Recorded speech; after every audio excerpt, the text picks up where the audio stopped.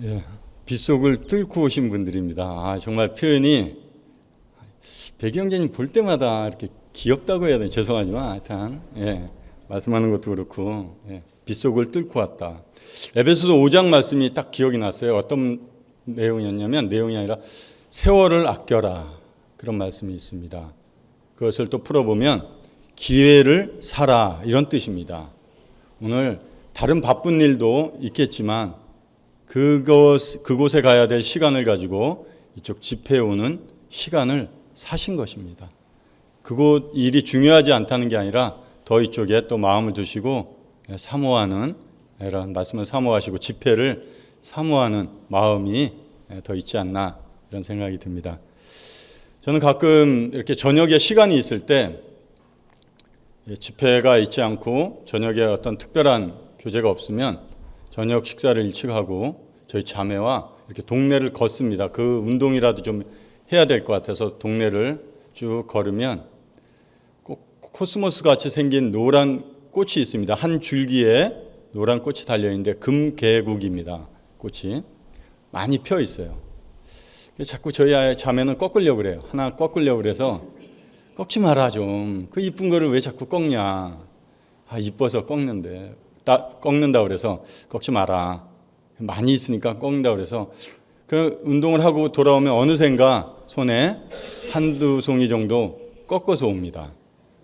꺾어서 오면 그 꺾은 꽃을 볼 때는 제가 봤을 때는 아직까지 참으로 이쁘고 그리고 아름답고 살아있는 꽃같이 보이지만 실상 그것은 생명에서 떨어진 꽃이기 때문에 죽은 꽃입니다. 그걸 어떻게 알 수 있나? 죽은 꽃인지 시간이 지나 보면 그것이 죽었는지 살았는지 알 수가 있습니다. 다음날 아침 아니면 물병에 꽂아 놓더라도 2, 3일 지나면 시들어서 버려져야 되는 꽃이 되고 맙니다. 꺾었을 당시에는 정말 그 꽃 줄기에 붙어 있는 꽃과 별다른 차이를 느끼지 못하지만 이미 제가 볼 때는 판단을 했습니다. 이건 죽은 꽃이라고. 그 결과가 그렇게 나타나기 때문입니다. 오늘 제가 나눈 사대교회의 모습이 이와 같은 모습이 아닌가. 정말 살았다고 하는 이런 교회, 그런 이름은 가졌지만 주님의 평가는 죽었다고 말씀하는 것.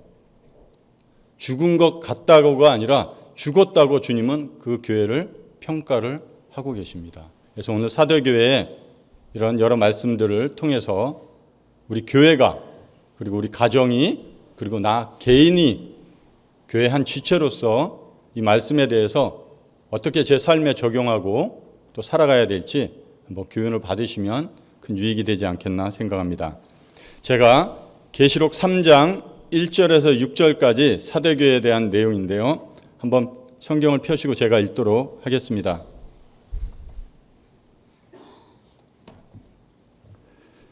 사대교회의 사자에게 편지하라. 하나님이 내 7영과 7별을 가지신 이가 이르시되 내가 내 행위를 아노니 내가 살았다 하는 이름은 가졌으나 죽은 자로다.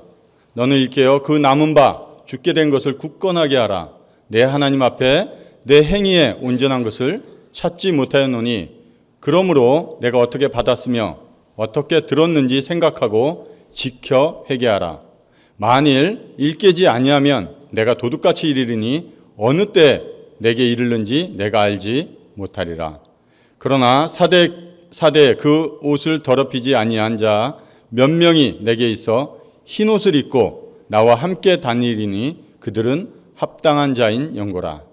이기는 자는 이와 같이 흰 옷을 입을 것이요 내가 그 이름을 생명책에서 결코 지우지 아니하고 그 이름을 내 아버지 앞과 그의 천사들 앞에서 시인하리라. 귀 있는 자는 성령이 교회에게 하시는 말씀을 들을지어다. 계속해서 지금 계시록에 나와 있는 7교회에 편지하신 그런 내용들을 다루고 있습니다. 에베소, 서머나, 버가모, 두아디라에 이어서 오늘 5번째 사대교회에 대한 내용입니다. 사대라는 뜻은 도피하는 사람 또는 개혁 이런 의미를 가지고 있습니다. 사대가 있었던 지역은 소아시아, 즉 터키, 지금의 터키 지역의 한 도시였습니다. 그러나 굉장히 중요한 도시의 역할을 하고 있었다고 기록되어 있습니다.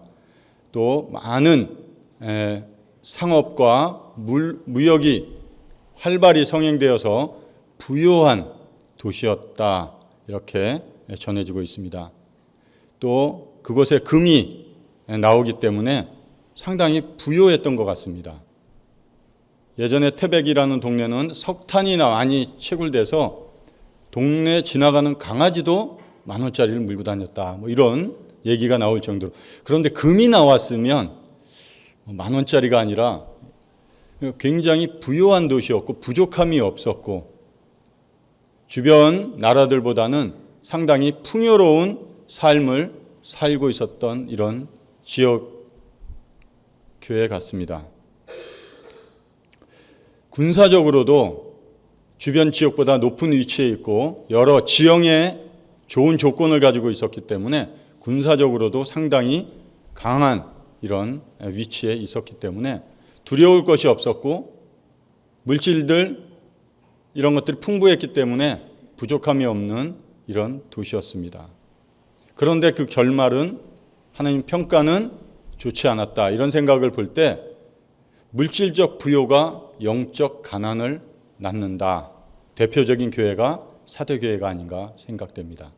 물질이 부유하고 어떤 상황이 평화롭고 좋을 때 영적 신앙이 더 깊어지고 좋아져야 되는데, 구약의 성경에 바사왕이라는 사람은 그랬습니다. 평안을 줄 때 더 견고하게 성읍을 다지고 문을 세워갔던 이런 왕이 있었습니다.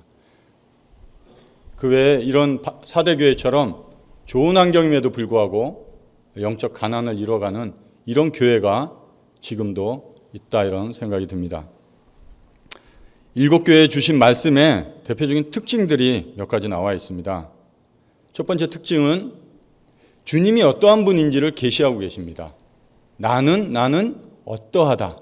각 교회마다 교회 상황과 환경에 따라서, 그리고 그들의 모습에 따라서 주님 자신을 그 교회에 맞게끔 자신을 계시하고 계십니다. 두 번째, 책망이 있습니다. 그 교회에 대한 책망이 있고, 세 번째로 칭찬이 있고, 네 번째 권면, 다섯 번째 약속, 이런 부분으로 나눠져 있습니다. 오늘 살펴볼 사대교회는 칭찬은 없는 것 같습니다. 일부 성도의 옳은 행실에 대해서는 말씀하시지만 교회 전체적인 모습에서 칭찬은 느껴지지를 않습니다. 주님께서 자기 자신을 계시하실 때 에베소 교회에서는 오른손에 있는 7 별을 붙잡고 7 금 촛대 사이를 거니시는 분으로 자신을 계시하셨습니다. 서머나 교회는 처음이며 마지막이요 죽었다 살아난 분으로 주님 자신을 계시하셨고, 버가모 교회는 좌우에 날선 검을 가지신 분으로, 앞에 있는 두아디라 교회는 그는 눈이 불꽃 같고 그 발이 빛난 주석과 같은 하나님의 아들로 주님 자신을 계시하셨습니다. 다섯 번째 교회인 사대교회는 주님께서는 주님 자신을 하나님의 7 영과 7 별을 가지신 분이다, 이렇게 계시하셨습니다. 어떤 의미가 있을까? 7 영은 성령을 의미한다고 책에 나와 있습니다. 또 7 별은 계시록 1장에도 나와 있듯이 천사 또는 하나님의 말씀을 맡은 자들입니다. 이런 것들을 생각해 볼 때 하나님께서는 교회를 성령을 통해서 다스리고 치리하시고 인도해 가시고, 또 하나님의 말씀을 맡은 자들을 통해서 하나님의 말씀으로 이 교회를 세우고 인도해 가시는 분으로 그 교회의 주권자라는 이런 의미가 있다고 생각됩니다. 이 교회는 하나님의 능력이 있고, 이 교회는 하나님의 주권으로 이 교회가 세워져 가고 이루어져 가고 또 뜻과 목적을 드러내고 있다고 봅니다. 내 교회라고 그랬습니다. 내 교회. 이 반석 위에 내 교회를 세운다고 하셨기 때문에 이 교회의 주인은 우리 주님 한 분뿐입니다. 주님과 동등하거나 주님 위에 이 교회 주인 노릇을 하려는 사람들이 많이 있는 것을 봅니다. 매스컴을 통해서도 교회의 주인이 자신인 것처럼, 이 교회가 내 것인 것처럼, 이 교회에 있는 모든 재물과 모든 것들이 내 것인 것처럼 사용하는 분들이 많이 있습니다. 좋지 못한 교회의 모습을 지금도 많이 보고 있습니다. 주님께서는 교회에 책망을 하셨습니다. 사도교회에 책망하신 내용은 내가 살았다 하는 이름은 가졌으나 죽은 자라는 하나님의 평가셨습니다. 살았다고 하는 이름은 가졌지만 죽어 있다고 하는 어떤 의미일까? 겉모습은 정말 활발하게 많은 활동 가운데 움직이고 다들 모든 성도님들이 활동적으로 여러 집회를 열고 선교를 하고 주일이면 다 같이 모여 예배를 드리고 이런 활발한 활동이 있었던 행위들이 있고 섬김이 있었던 교회였지만 하나님 보실 때는 죽었다는 거예요. 왜 그럴까? 이렇게 열심인 교회인데 하나님은 왜 그 교회를 향해서 죽었다고 판단을 하실까?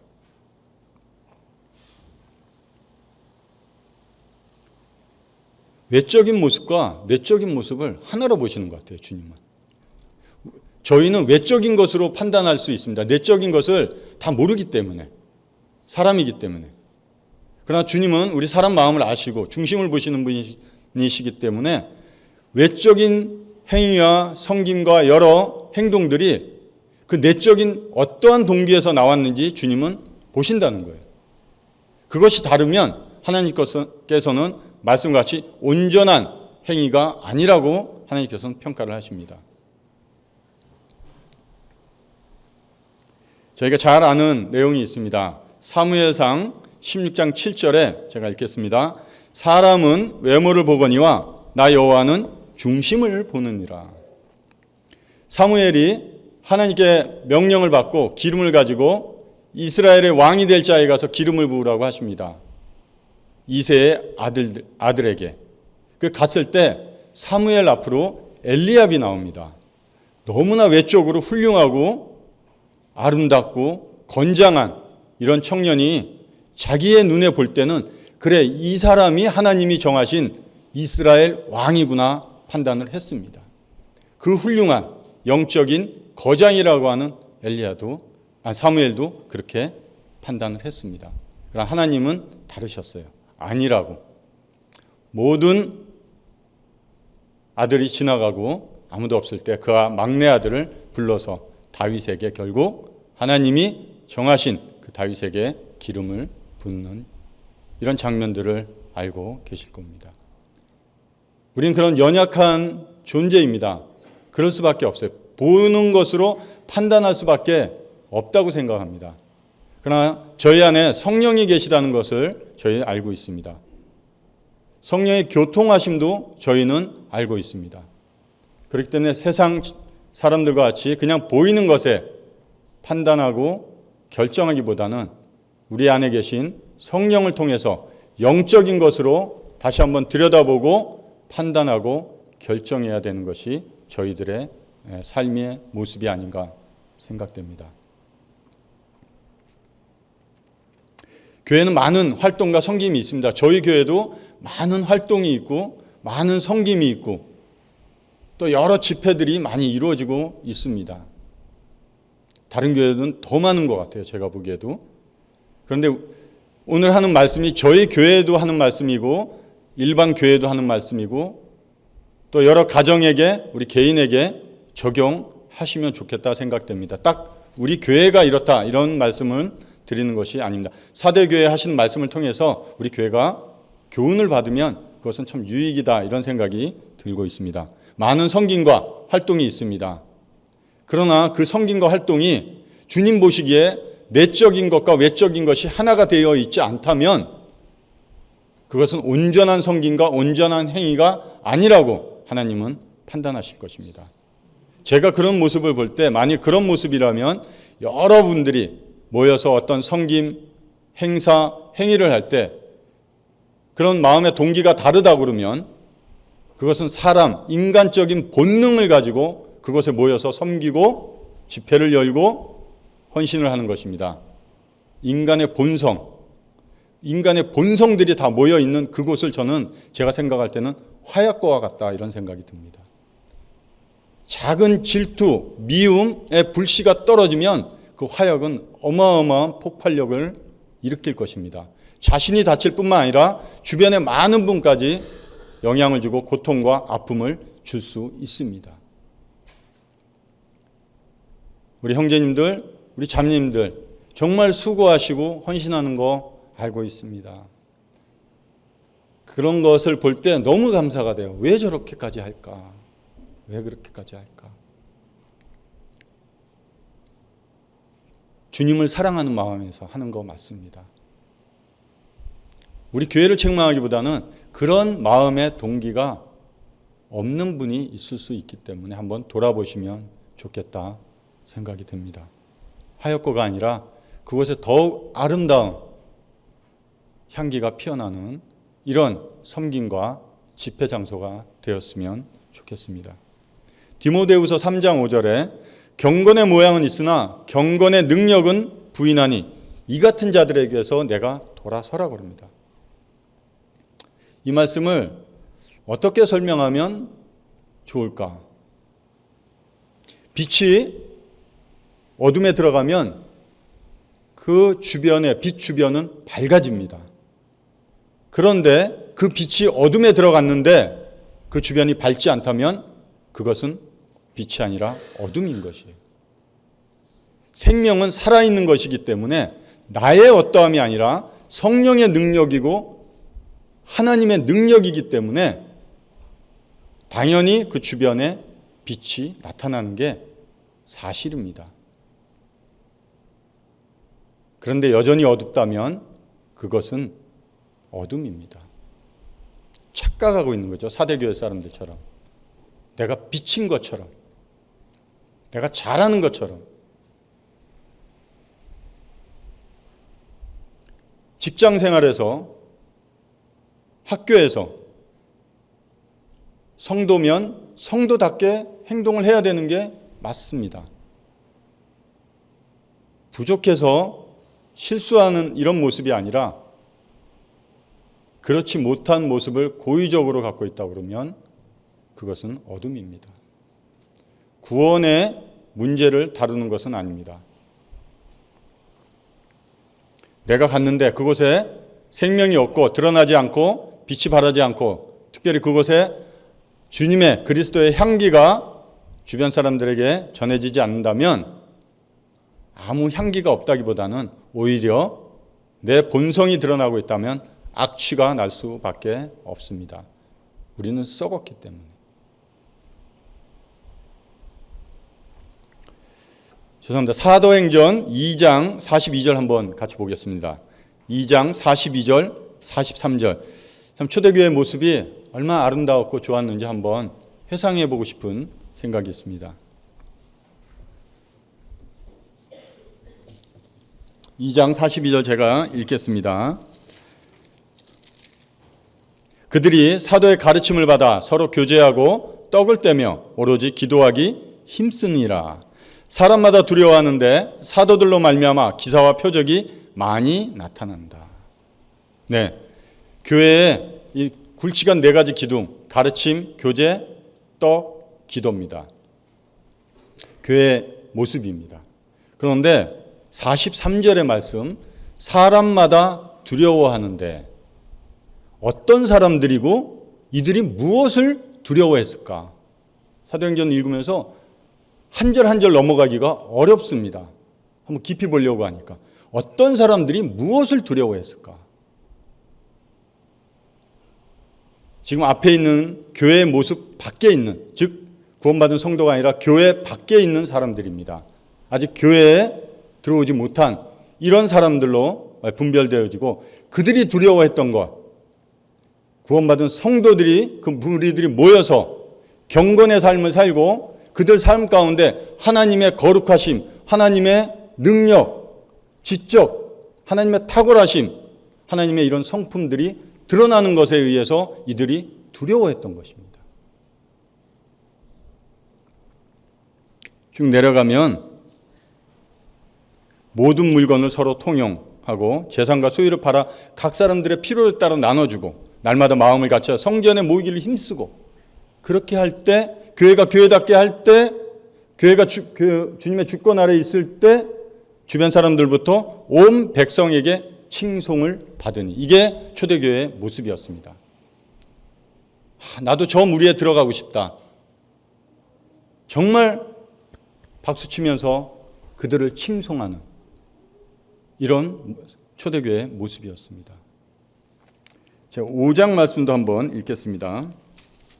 5장 12절에 사도들의 손을 통하여 민간의 표적과 기사가 많이 일어나길래 믿는 사람이 다 마음을 같이하여 솔로몬 행각에 모이고 그 나머지는 감히 그들과 상종하는 사람이 없으니 백성이 칭송하더라. 감히 함부로 교회 사람들을 대하고 비판하고 판단하고 정죄하지 못했다는, 함부로 상정하지 못했습니다. 오히려 그들을 칭송했습니다. 이게 초대교회의 모습이었습니다. 왜 다를까? 왜 다를까? 하는 생각을 많이 해보게 됩니다.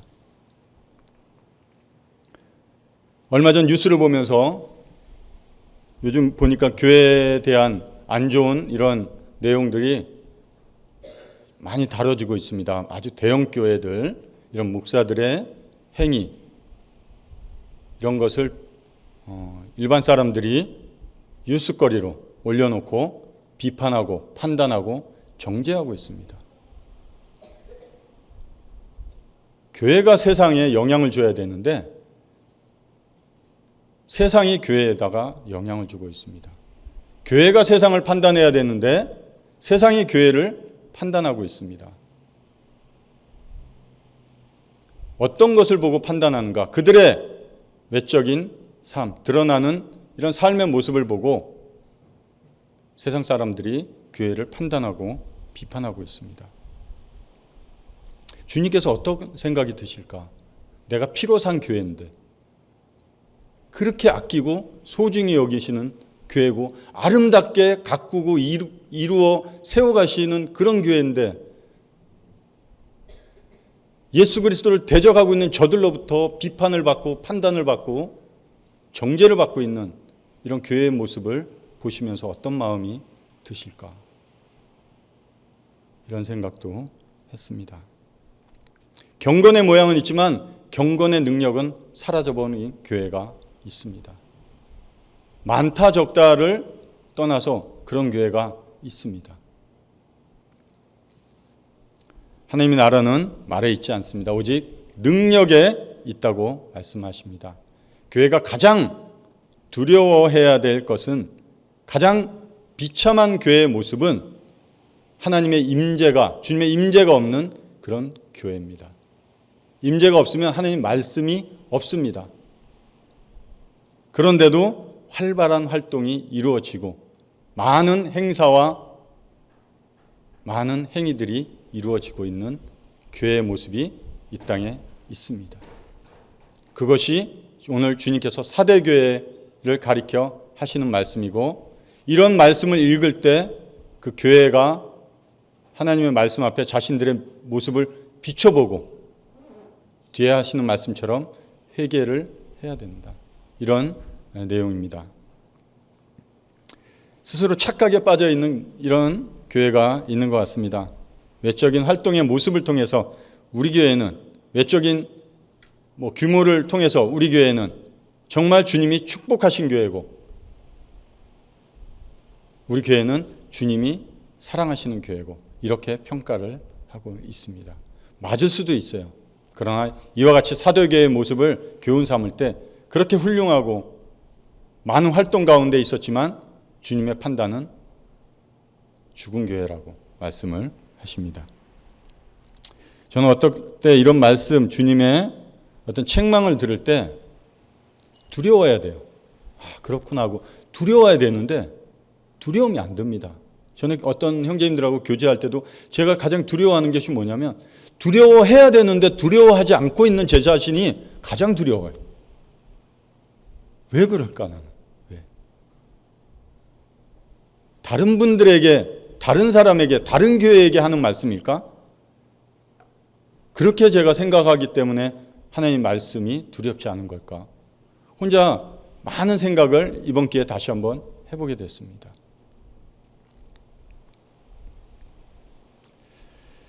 이제 하나님께서는, 주님께서 권면을 하십니다. 2절, 3절, 계시록 3장 2절, 3절에 너는 일깨어 그 남은 바 죽게 된 것을 굳건하게 하라. 내 하나님 앞에 내 행위에 온전한 것을 찾지 못하였느니 그러므로 내가 어떻게 받았으며 어떻게 들었는지 생각하고 지켜 회개하라. 만일 일깨지 아니하면 내가 도둑같이 이르리니 어느 때에 내게 이르는지 내가 알지 못하리라. 일깨어, 정신 차리라는 것입니다. 잠에서 깨어나라는 것입니다. 비몽사몽으로 분간하지 못하고 생활하지 말고 이제는 정신을 차리라는. 권면은 사랑인 거, 주님의 사랑입니다. 책망은 주님의 사랑입니다. 정말 싫으면 대화 안 합니다. 우리 아시다시피 대화 안 합니다. 말이 없습니다. 로마서 1장에 나오듯이 그냥 내버려 두십니다. 그 상실한 마음대로 행하도록 내버려 두시는 게 그게 심판이고 그거는 두려운 것입니다. 정신 차리라고 하십니다. 잠에서 깨어나라. 그리고 굳건하게 하라. 지켜서 단단하게 고정시키라는, 남아있는 자들까지 그렇게 되지 않도록 잘 지키고 굳건하게 붙들어 주라고 하는 것입니다. 온전하지 못하다, 내 행위가. 이 온전하다는 예전에 제가 이렇게 배웠을 때는 그물이 찢어져서 사용할 수 없다는 거예요. 어부가 물고기를 잡으려고 그물을 사용하려고 그랬는데 그물이 찢어져서 물고기를 한 마리도 잡지 못하는 그런 의미로 비유를 해놓으셨어요. 온전하지 못하다. 그러면 온전하다는 것은 다시 그것을 사용할 수 있게끔 잘 기워서 사용을 한다는 것입니다. 하나님이 그 그물을 사용했지만 물고기 하나 잡을 수 없는 그런 그물이라는 거예요. 행위만 풍성한 이런 교회를 향해서 온전하지 못한 교회. 내가 아무리 사용해도 어부가 물고기 잡는 게 목적인데 어느 목적 하나 이룰 수 없는 그런 교회라고 책망하고 계십니다. 이 남은 것, 남은 자를 온전하게 하라. 우리 그 휴병원 다니시는 분들 계시는데요. 저녁 때 가면 이렇게 풍으로 마비가 오신 분들이기 때문에 어떤 분들은 반만 왔습니다. 왼손은 괜찮고 오른쪽 손, 오른쪽 다리가 마비가 와 있어요. 그러면 이 손을 가지고 거기에 묶어서 같이 움직여서 활동을 시켜줍니다. 그래서 이것을 재활을 통해서 회복시키려고. 이 노력이 없으면 그냥 이거 놔두면 내가 이거는 온전하니까 이것만 사용한다 하면 이거는 끝내 사용할 수가 없습니다. 이 손 죽은 거 아닙니다. 아직. 피가 통하고 있고요. 신경이 어딘가에 막혀 있는 거예요. 문제가 생긴 겁니다. 영적으로도 비유하게 될 때. 다시 재활을 통해서 이 몸이 회복되는 이런 분들이 있습니다.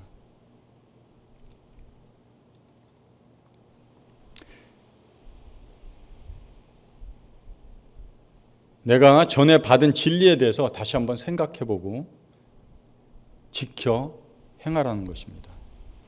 우리가 어떻게 그 진리를 받았고 어떠한 은혜 가운데 그 진리가 우리에게 들어왔고 그 진리가 무엇이고 우리가 그 진리를 어떻게 누리고 지키고 살아가야 되는지 다시 한번 깊이 생각해보고 잘못되었으면 회개하라는 것이. 돌이켜서 다시 예전에 그 진리를 다시 기억하고 그 마음 가운데 있는 그 진리를 따라 살아가라고 말씀하십니다. 대충 그냥 이 정도면 다시 이렇게 하면 되겠지. 그렇게 해서 될 문제가 아닌 것 같았습니다. 왜? 제 삶에 그렇게 해봤어요. 그냥 있는 시점에서 회개라기보다는 그래 내가 다시 한번 열심히 해보지. 잘 안 됩니다. 정말 주님 앞에 그 문제를 놓고 깊이 회개하고 그 문제의 심각성을 깨닫고 주님 앞에 그 문제를 가지고 나아가서 주님 앞에 그 문제에 대해서 회개하게 될 때 주님이 그 마음에 정말 평안을 이루어 주시는 것을 경험하게 됩니다.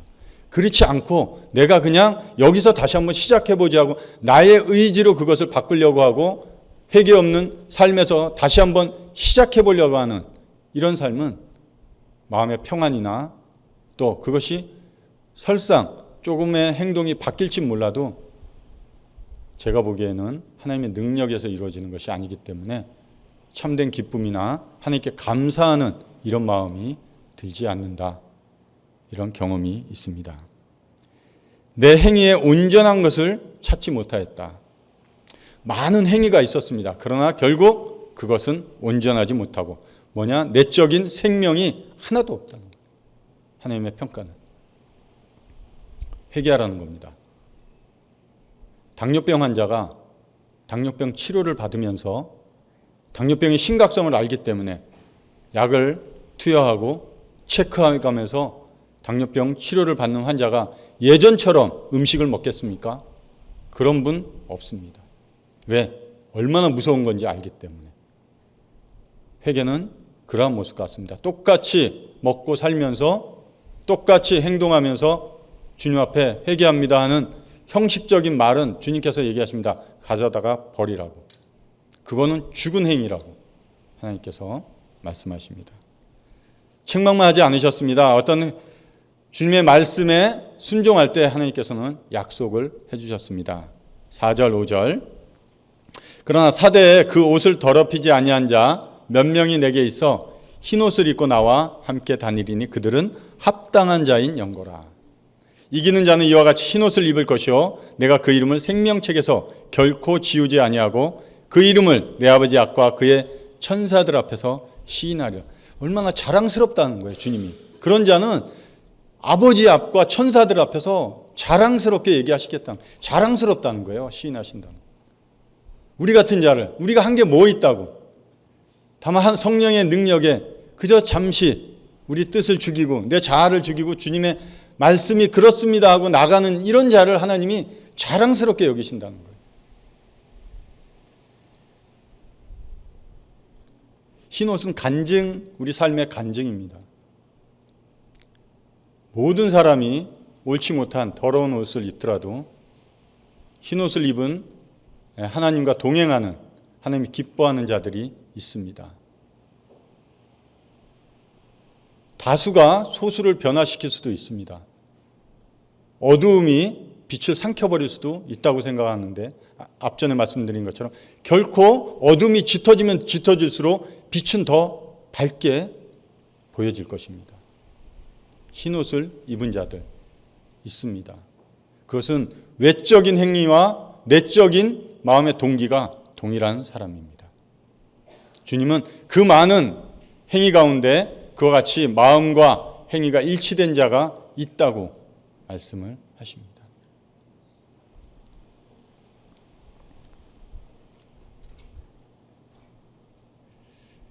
구원은 우리 그냥 칭의에서 이루어지는 것이 아니라 끝나는 것이 아니라 성화의 과정이 있고 영화의 과정이 있습니다. 주님께서 에스겔 36장에도 내 이름을 위해서라도 그들이 더럽힌 땅에서 내가 그들을 회개시키고 데려오겠다는 거예요. 다시 세우겠다는 겁니다. 왜? 그들이 어떠함이 아니라 내 이름 때문에. 내 이름 때문이라도. 내 이름이 그들에게 좋으니까.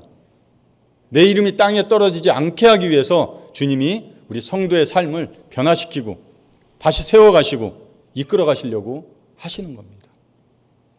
우리가 훌륭해서 그런 게 아니라. 귀 있는 자는 성령이 교회들에게 하시는 말씀을 들을지어다. 주님의 책망의 말씀이 들릴 때 정말 두려운 마음이 드는지 나에게 하시는 말씀이구나. 그렇게 들리는지 그냥 다른 사람에게 하는 것처럼 무덤덤하게 들리는지 한번 말씀을 다시 한번 읽으면서 한번 생각해 보시면 좋을 것 같습니다.